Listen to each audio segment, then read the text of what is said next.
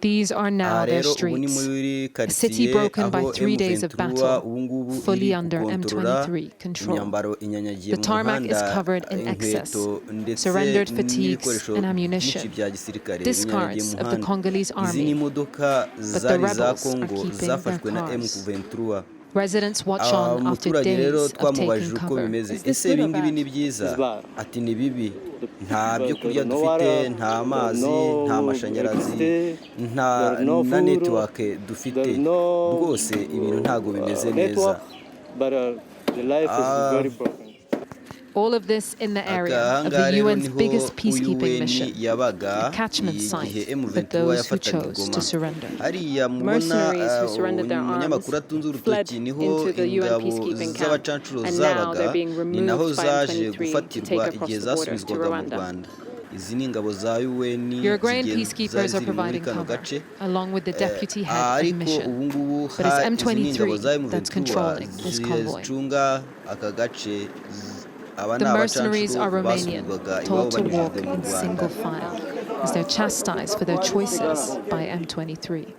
Murashaka amafaranga, murwanira amafaranga.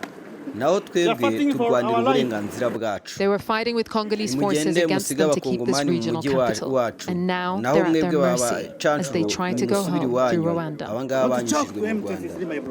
Ntimugakinishe M23 bavandimwe, ntimugakinishe M23.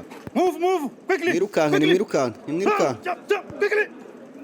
Mwiruke, mwiruke, mwiruke. Mwiruke, mwiruke.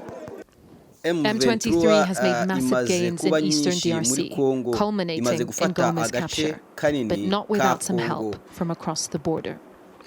Ariko se u Rwanda nirwo rwabafashije gufata ahangaha Goma. Oya ntabwo ari ukuri mushiki wacu. Twebwe turi abakongomani, turi abasirikare b'abakongomani, turwanira igihugu cyacu cya Kongo, turi abakongomani, ntabwo twegeze dufashwa n'u Rwanda. Ibyo ngibyo bireke.